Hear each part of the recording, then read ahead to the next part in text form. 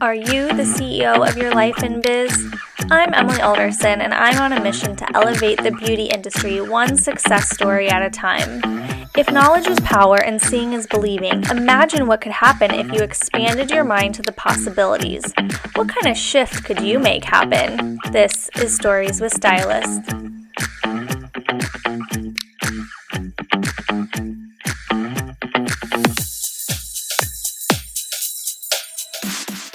Right. My wiggles.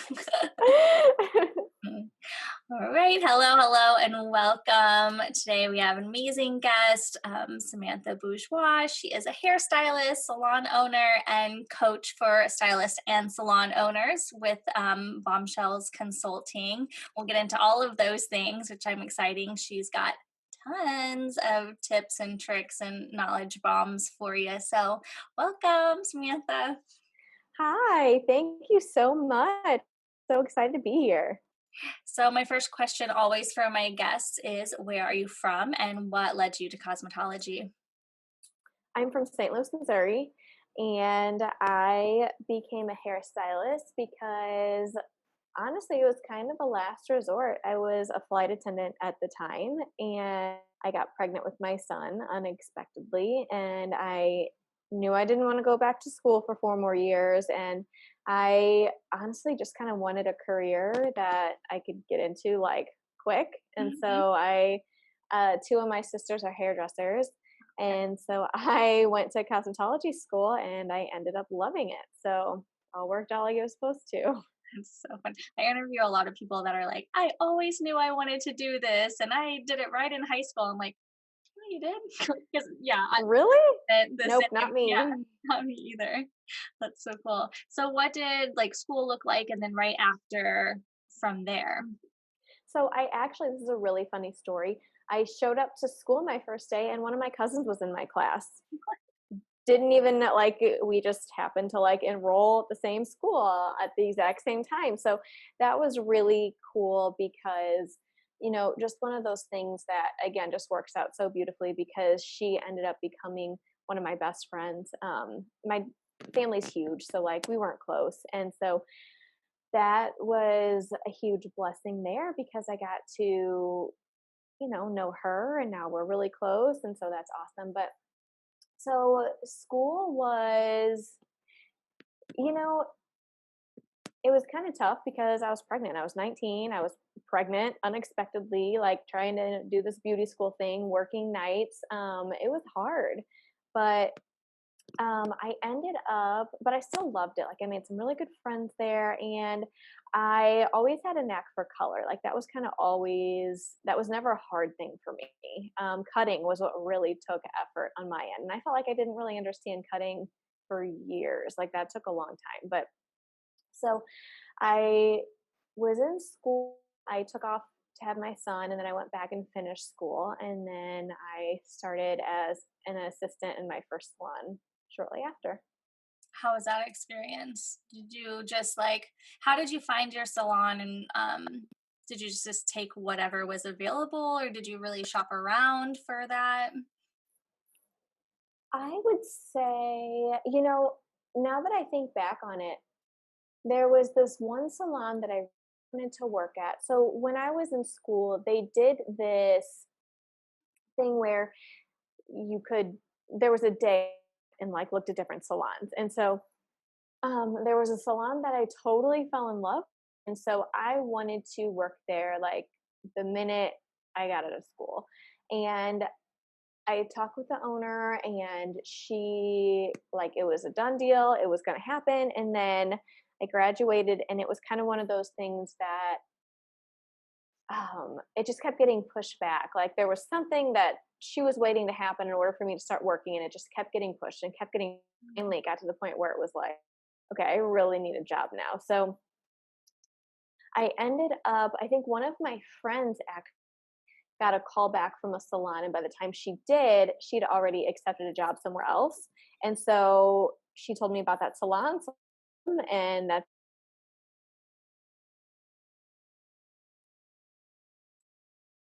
No, it cut out.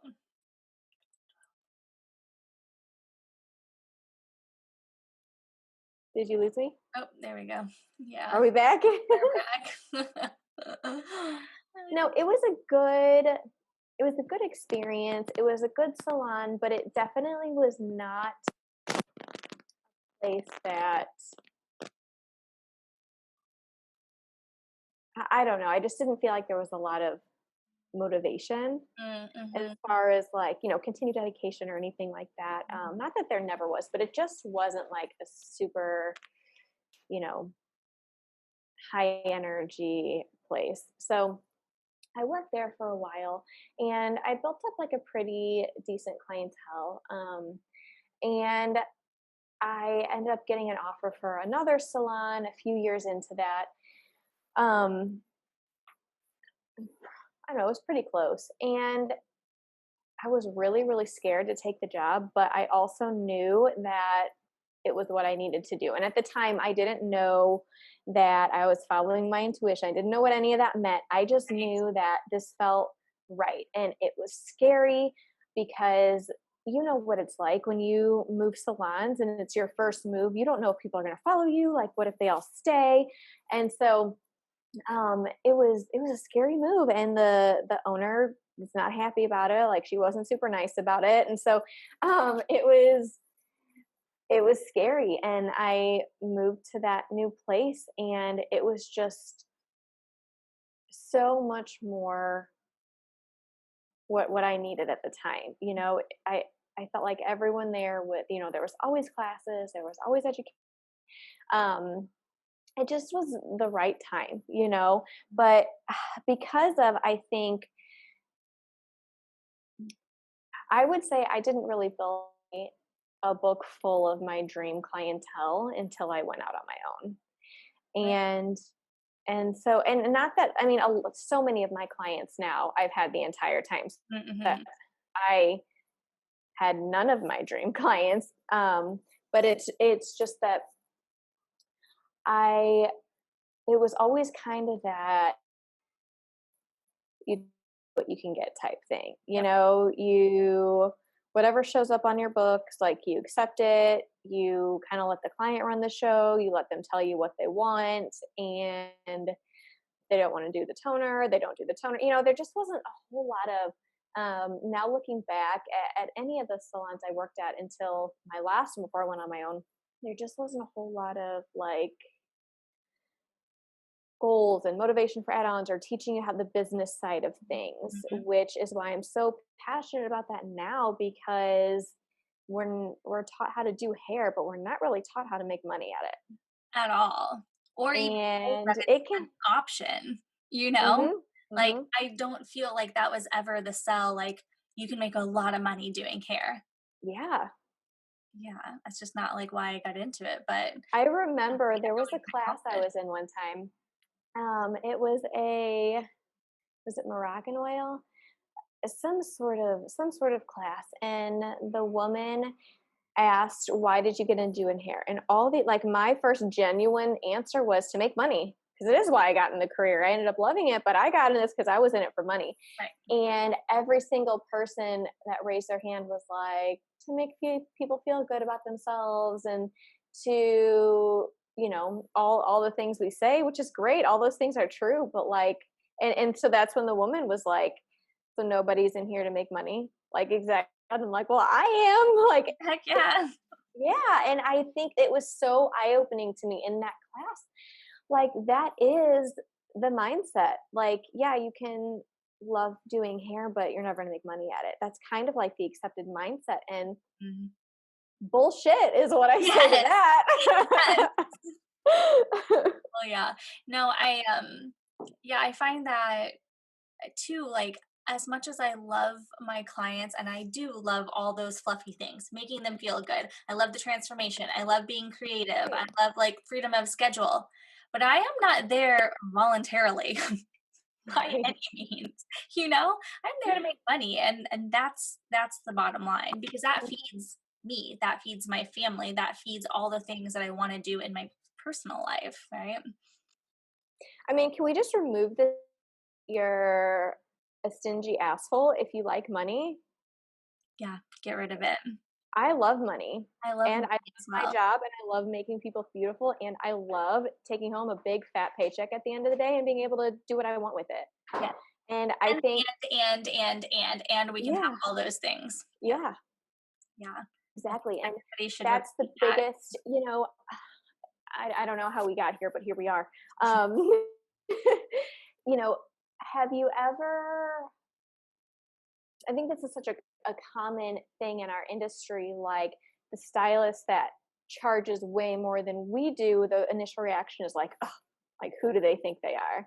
Mhm. When like that's exactly, you're never going to let yourself become someone who makes a lot of money if you look down on people who charge a lot of money. Totally.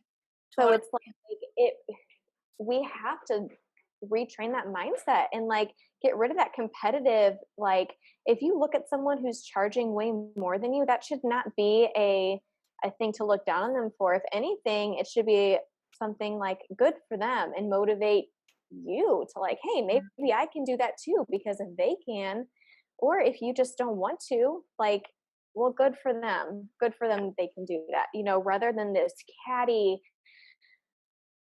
crap that we do. Yeah. I I know, does think that make sense? I feel like I'm rambling, but it's no, such like a pervasive mindset in this industry and it's ruining us. yes. Yeah, it doesn't serve anybody. And we're all in this together. And I think I only worked at one salon before I went on my own. And so I was very conditioned into like that box of what that was. And there were two owners, one that did hair and one that didn't, both male. No offense, dudes, but they have a kind of a different like way of seeing things. But it was like very competitive. Like every other salon is your competition, and da, da, da, da, da. But it's it's not really. Every other salon is just another salon, and what I do is unique to what you do is unique to the next person. And there are plenty of people for me. But we also, nobody taught me how to do like pricing or anything like that. And so, literally, the way we set our prices at the salon were just like $5 to $10 under what the salon owner charged. That was it. That was the end of the logic. That was it. Yep. Yeah. Well, and I am dedicating my freaking life to smashing all of these stupid rules that are put on us, because I'll tell you what, I would say just about every single thing that we are taught to how we're supposed to do things, Mhm. like I teach the exact opposite, because none of it works. But you know what works is the exact opposite of everything you've ever learned. Right. And that mindset of competition, that doesn't serve anyone. No one is your competition, Mm-mm. period. No, the person next to you isn't. So your prices should not be based off them. The salon down the street isn't. Your prices should not be based on them. And quite frankly, people place value, people associate high price with value. So there are people who are not even looking at the stylist who is reasonably priced, because she must not be very good because she's not expensive. But the person that is charging a whole lot, well, they must be good. Well, you know what? There's no difference in those two stylist skills. The only difference is the one has the confidence to charge more. Mhm. But that gives off the perception to clients that the one that charges more is better. Yeah. Where do you think this like discount culture kind of comes in? Like giving away, having like a whole punch system, discounting prices just to come. What would you say to people that think like that's the way to You know go? what I really think? Honestly, I really think it's self worth. Yeah. Because if you're discounting your prices, if you're dealing with clients who are walking over you, who run the show, who you dread seeing, blah, blah, blah, blah, blah, all these things that contribute to us being run down, Mhm. 100% you are dealing with that same shit in other areas of your life. It just is in a different package. Yeah. So I believe it's self worth. And once you start standing up for yourself and deciding you're not taking less in one area, it bleeds into everything. Mhm. So it's like this work that I do with my stylists, it's life transforming. It's not just business transforming, because yes, it starts with their clients, but you cannot up level in one area and have it not bleed into the others. Vice versa, you can't, if you're letting one thing bring you down, eventually everything else is going to start coming too if you don't address that thing. And so I believe it's a self-worth thing. It's a confidence thing. Like, all my clients are going to leave me if I raise my prices $5. How am I going to pay my bills? Like, what if, it's what if. It's all these scenarios we play out in our head that never actually happen. It's just fear based, and Yeah. it's just, and for every, I think there's that fear too that like there's always going to be someone who is going to be at this price point if my clients choose not to follow me. It's that competition, like, well, I need to take them because somebody else might get it. Yeah. And the truth is, like, you can build a successful business at every level. And I look at it like, when it comes to raising your prices, the goal is to lose people. The goal is to work less and make more. And for some reason, we put this such negative like thing over, oh my God, if I lose a client. No, that's your goal. Don't make that a negative thing. Like, that's a mindset thing. Shift your mindset around that, because if you're raising your prices, it's because you want to make more money working fewer hours. Like, that should be the reward for building a successful business, is working less, not working more hours on more people. That's crazy. And the one thing that, like, I was actually thinking about this the other day is that I I really think that we as stylists and people as clients really need to look at it from this perspective of, when I take a job in any profession, I start out this pay. As I progress in my skills, I get raises. It's no different with us. As we get better, as we get more experience, we should get raises. And likewise, we need to understand that these clients came to us at a certain price point, and probably because that's their budget. So as we grow and get raises, we can't be mad at these people if they choose not to stay with us because they came to us at a different price point. So it's like we both have to look at it like, this isn't personal, and this maybe isn't something that we're both in forever. Like, yes, we have these clients that stay with us through every price increase, and it's great, but like, it's not personal if a client chooses not to stay with you through your next price increase. Just like, client, it's not personal when I decide to raise my prices because I've been in this for another year, and just like you get a yearly raise, I do too. Mm-hmm. And so it's taking the emotion out of it. And I think that is such a huge issue for our industry. And it's what makes us different, is that it's such a personal thing. Like, we sit and we are invested in our clients' lives. They are invested in ours. We spend 2-3 hours with them at a time. It feels so personal. And it is, but also we have to know that, like, certain things are just business. Mm-hmm. Yeah, it's a fine line of separation, but I think especially talking around money is so important because it's become so taboo, not knowing like what that person charges or what that person charges or even what you're doing yourself. Like for me, I did all the things. I was giving myself raises cuz I just was doing the best that I could. I never actually got a raise. All I ever did was offset inflation, and it took me Yeah, a decade to figure that out.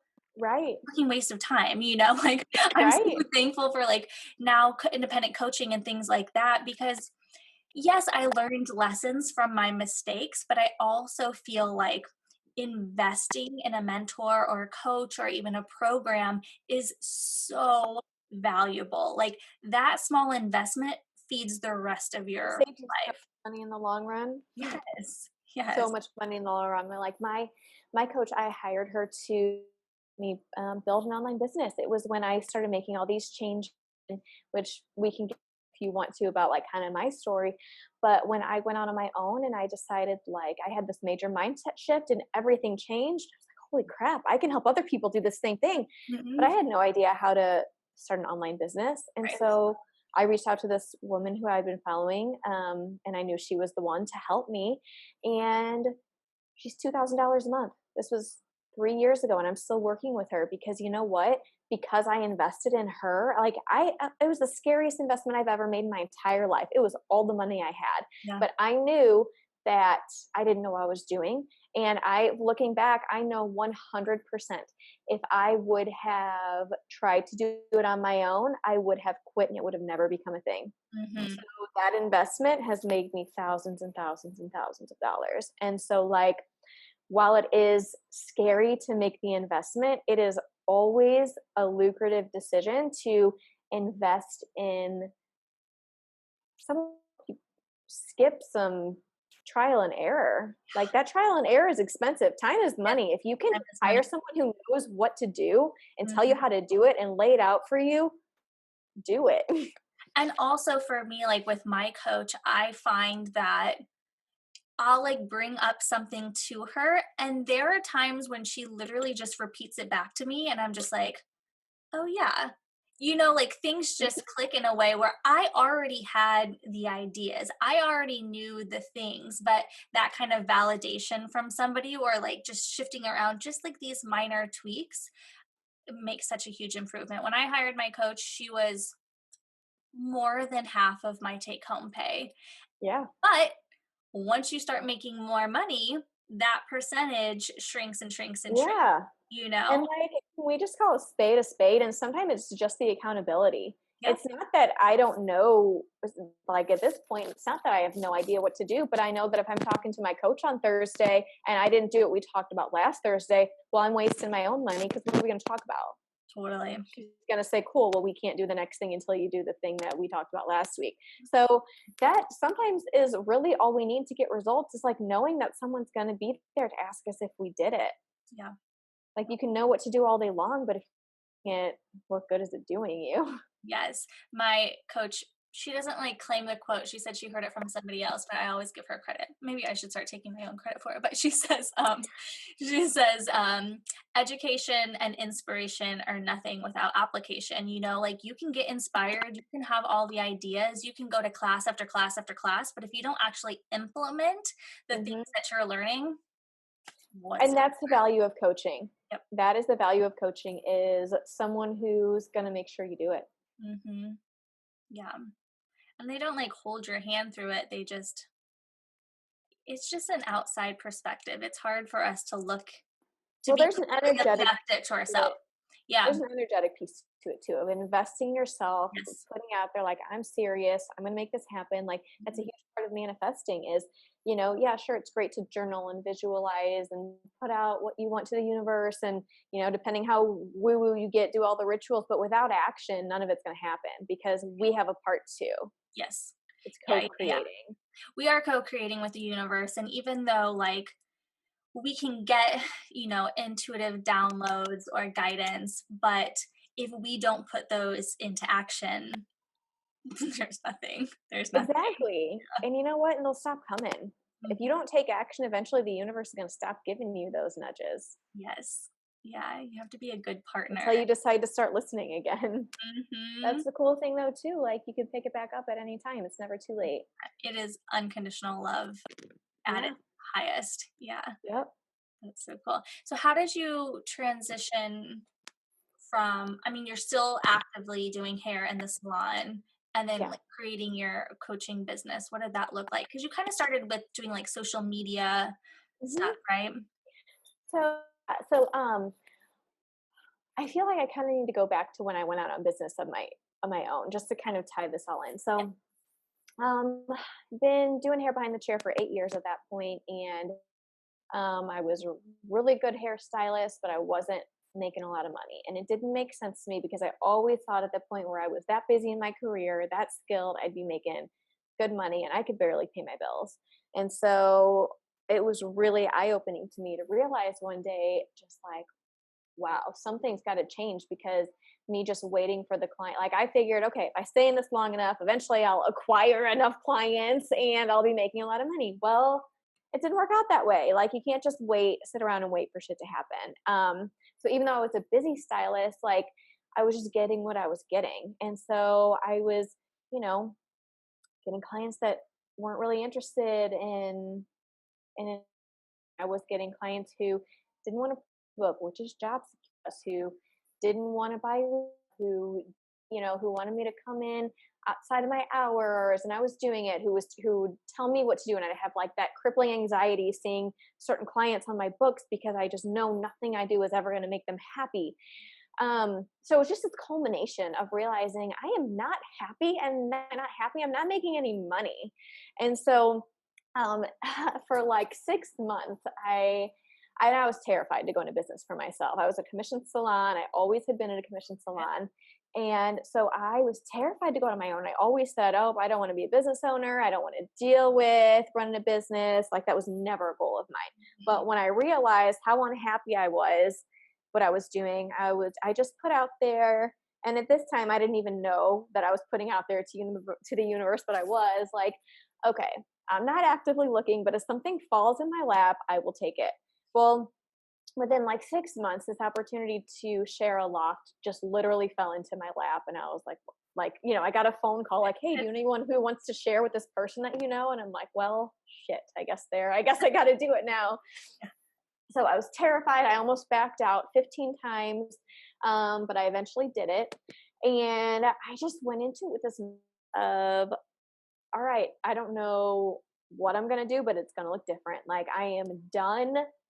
I am done with anyone telling me what to do. I know what's best for your hair, so I'm going to do it. I built everything into my prices. I'm going to learn what the hell this whole social media thing is because I used it before, but I wasn't. It was just like your very basic, like post a picture on Instagram. I didn't even, that was it. That was the extent of it.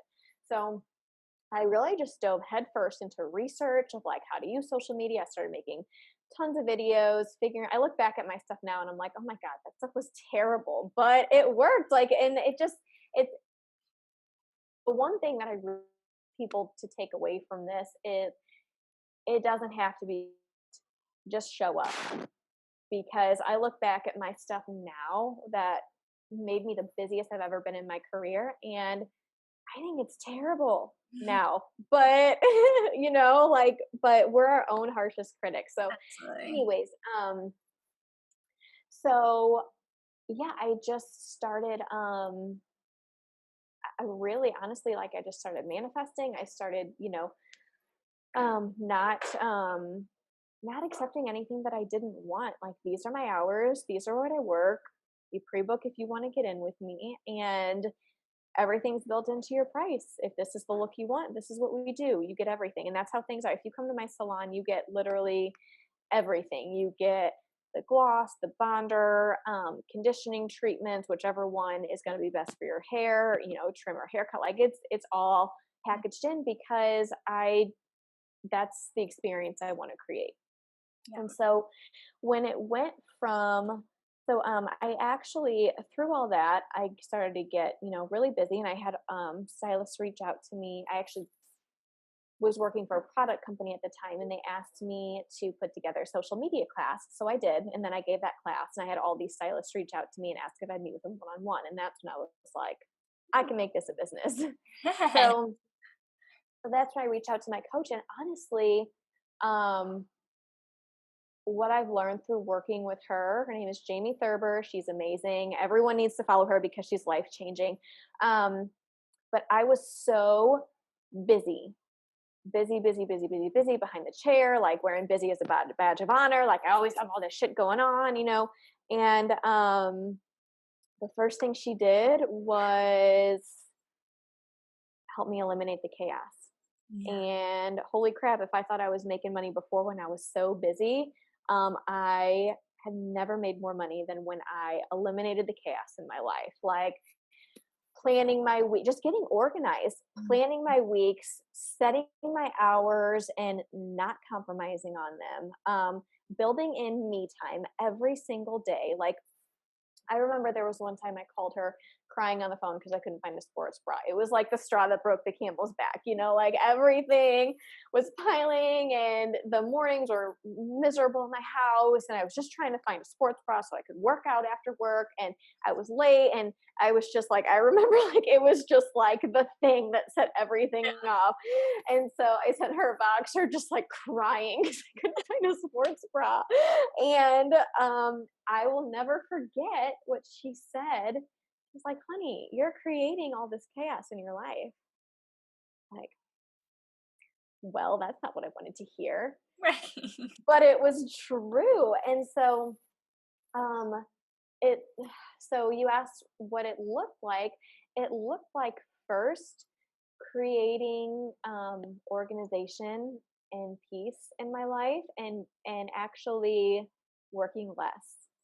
Um, committing, planning out, okay, these are my hours in the salon, these are my office hours, and this is me time and this appointment for myself to sit in silence, to go get a massage, whatever. This is just as important as my appointments with my clients. And anytime that starts to get out of balance and I start to spend, if I start to work too much, I actually make less money. It drives it away because it's like putting out there to the universe, I'm important, I am a priority. Mental health, my quality of life is important. So I'm important and I'm going to make money. And the more flow you create in your life, like the easier these things come to you versus you having to break your back behind the chair every day. It'll look like a client come in and wanting to get the work. So then you make what you make in one client, only making three. It comes in the form of a client coming in and wanting to buy $500 worth of product. I can't tell you how many times that's just like randomly from a client wanting to just buy a ton of products when I need money like in a day. So all that to say, what you create in your life and what you focus on and what you accept is what you attract of. So when you stop accepting chaos into your life and when you stop accepting um, any money that you can get just because it's money in the door and you start saying, no, I'm going to make money, but it's going to be on these terms. It's going to be peaceful. It's going to be enjoyable. That's what happens. But what we accept into our lives, we create more of. Absolutely. I think even the energetics of creating time for yourself and not just saying, oh, I have a little bit of time there, I'll do it then, like scheduling it in Hmm. because we put ourselves second a lot Yeah. of times, especially, I mean, whether you have kids or not, but obviously if you have kids, Hmm. they take high priority. But I am a better mom if I have me time. I am a better wife. I am a better hairstylist. Like, you can give more if your cup is full. Exactly. And If it's it's empty, there's so nothing to give.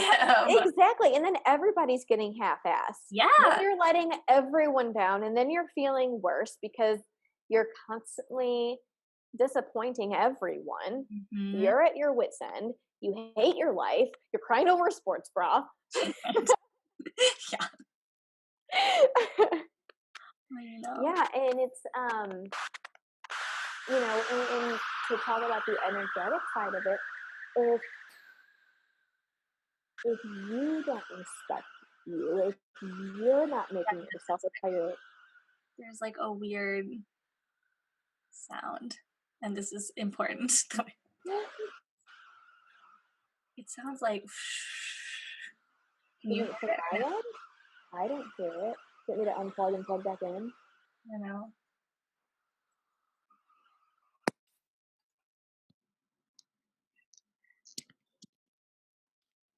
Okay. Is that better? Yeah, It's gone. it's gone. That's right. Well, you mentioned the energetics of it, and yeah, like think about it this way: if you don't make yourself a priority, why would anyone else? If you Mhm. don't respect your own boundaries, how can you expect anyone else to? So by you refusing to just take a breather and build something that you freaking enjoy into your life, by not doing that, you're putting out there that you're not worthy of that. Mhm. You're attracting people then who are on that same level, who are going to give you the exact amount of respect that you're giving yourself, which is everyone else comes first. Right. Yeah. Which is when you get those clients that expect you to come in early, stay late, drop everything for them like they're your whole life? Mhm.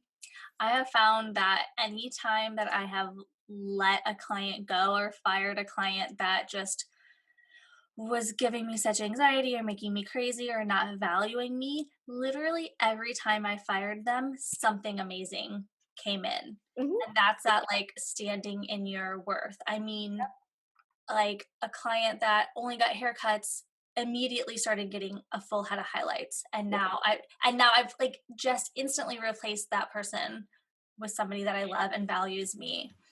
Every time. And what's really cool is like, I love this analogy. Did you ever read Secrets of the Millionaire Mind by Mhm. T. Harv Eker? Yeah, yeah, yeah. When he says, oh my gosh, that's such a good book. Anyone listening needs to read that book. But, you know, Thermostat. we, what? The thermostat. No. So we have to say no to the things we don't want in order for the things that we do want to come. You know what I mean? Like you have to create Mhm. space for it. And the analogy he uses is so good. He says that saying, "Oh, I'll do that."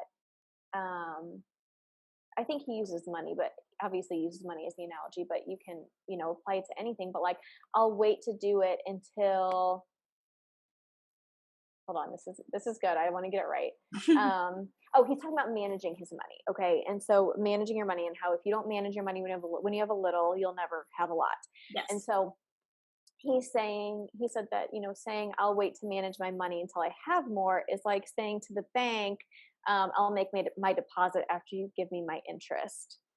It doesn't work that way. Apply that to anything. Saying like, oh, I'll wait to stop accepting people who don't respect me until I get ones that do. That's like saying I'll make my deposit after you give me my interest. It doesn't work that way. You got to create the space for them, and you got to show you're serious. Like what it all comes down to is you're going to get what you accept. So if Yeah. you're still accepting that, you're buckle up for more of it, sis. Yeah. Yeah. Like that's what's Space, coming. that space is a real thing. I mean, I think, when you talk about the spiritual world and manifestation and co-creating with the universe, like everything is available to you.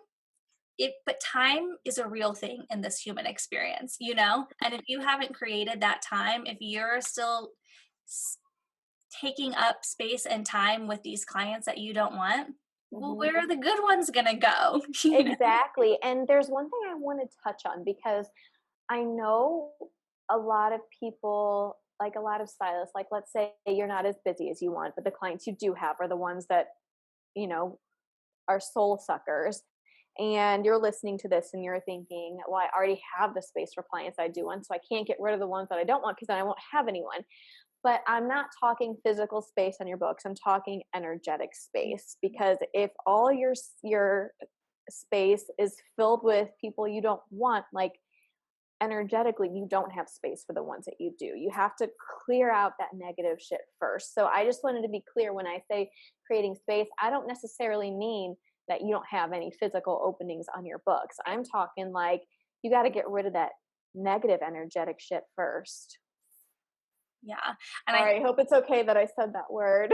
Yes, we have already just no, but it is true. You have to clear that. And I found that when you're manifesting things, especially money is easy to manifest, but it starts with yourself. It starts with shadow. It starts with inner child. It starts with things that you need to clear up in your personal world. Because why do you have these limiting beliefs? Where did they come from? And there's a lot of layers that go into that. And then it will just catapult into every other area. Money doesn't grow on trees. There's never enough money. All these things that we grow Have up to work hearing. hard. Yeah. Yeah. Mm-hmm. Yep. A lot of lack mindset stuff. Mhm. We could Yeah, because I probably mean, do an money entire is just episode on, but well, and like money is just energy exchange. yep. Like if there's a block there, there's a block there. You open it up, money's gonna flow, and it can come in the most unbelievable forms. But you have to first get past those blocks, and that usually starts with that negative mindset of whatever beliefs that you adopted because they were put on you as a child. You know that you have to work hard for your money or you haven't earned it. Yeah, that energetic exchange of money is so important. And even if there are people that are paying you for your services, whether they're small or great, if that person doesn't love paying you, that's a negative energy. Like, Yeah, that's one of the yeah. things that I write. So, working with my coach, one of the things she taught me, this is a non-negotiable. Every morning, I write my reality, even if I only have like That's the one thing that does not get skipped. And even if I just have time for a few sentences, but I write how my day is going to go. And so I will write, um, every client today like loves their hair. They're excited to pay me. That is one thing when I'm working on manifesting clients, whether it's coaching, whether it's behind the chair, like they are excited to give me their money because I don't want to work with anyone that I have to pry it from your cold dead hands from. If you don't want to pay me, I don't want to work with you. And it changes the entire dynamic of the working relationship when you're not feeling like you're having to talk people into paying you. Mm-hmm. Totally. What else do you want to talk about? I don't know. I mean, do you have any other, I feel like we kind of bounced from, was there anything, I don't know, anything you want to talk about? Gosh, we've kind of like covered a lot. Building, I don't know, energetics, money mindset. What's next? What's next for Samantha? Oh man. So I'm actually working on a money managing course for stylists. So if that's not like perfectly in line with everything, Yeah. clearly that's what's on my mind. But actually, if you have time for me to share a little bit about, Please. okay.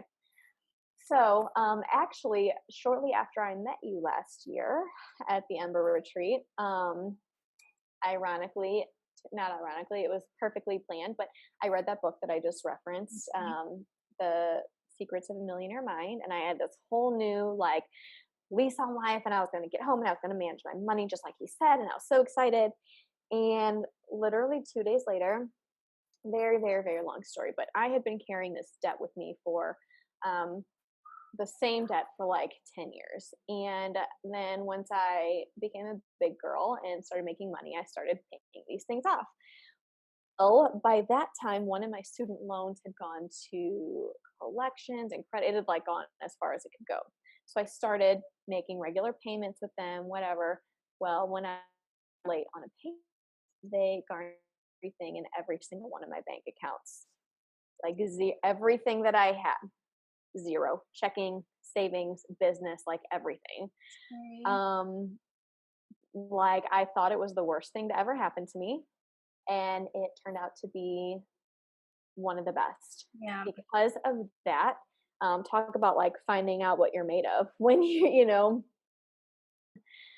So, but because of that, it was perfect timing for me to put my new money managing techniques into place. And very, very long story short, a year later, I just bought my first house.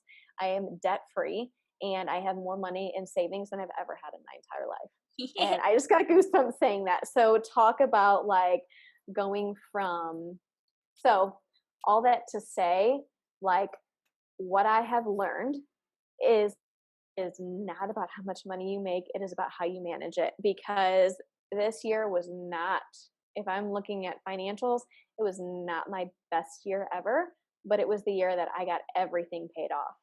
Wow. And so, and 100%, it's because of all these money practices, money mindset shifts I've made, put into place. I have my whole little system that I do. And so basically, through working with stylists over the years, same kind of thing. Like if you have whatever your money mindset is, if it's not serving you, if it's getting you into debt, whatever, like even if you make more money, if you don't fix that mindset, you're going to raise your debt to match your income 100% of the time. If you don't fix the root problem, which is the mindset and the money management, you're never going to actually turn a profit. So, now creating a course, basically just teaching everything I've learned the last year of like, okay, yeah, here's how you make more money. Take any of my courses and I'll tell you how to make more money. But this one is going to teach you how to manage that money and how to actually get out of debt once and for all. Love it. Yeah, this like the whole series is kind of like seeing is believing, and to have people like you that it's like, look, I've been there, I came out of it, and you absolutely can too, because Yeah. nobody has different options. All the Yeah. options are available to you. Right, You right. know? And faster than you'll ever believe.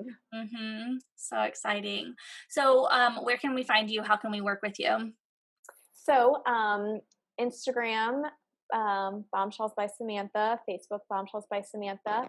My website is bombshellsconsulting.com, and that's where you can find access to all of my courses. And I have everything from, $17 guides all the way up to private coaching, which we work together hand in hand for 6 months, and everything in between. So you can find me at www.bombshellsconsulting.com, and you'll be able to see all of the ways to work with me there. And I'm always Your happy Facebook to have. group.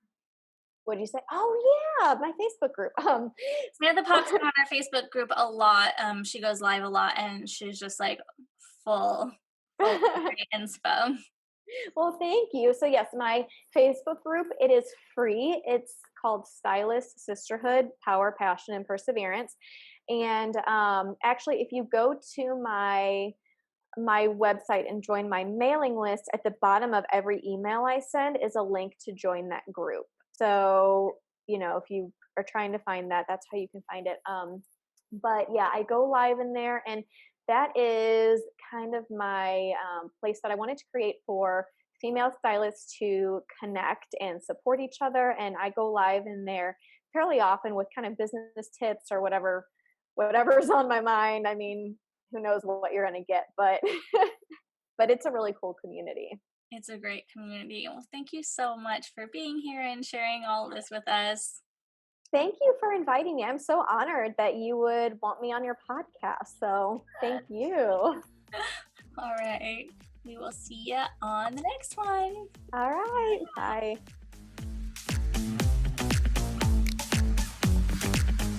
Thank you so much for tuning into this episode. If you liked it, and I know you did, please don't forget to leave a 5-star review. I love hearing from other stylists, so take a screenshot of the episode and tag me in it at Mindful Hair by Emily. If you have a story to share and would like to be on a future episode, please don't hesitate to reach out. I'd love to hear from you. We'll see you guys next Monday with more Stories with Stylists.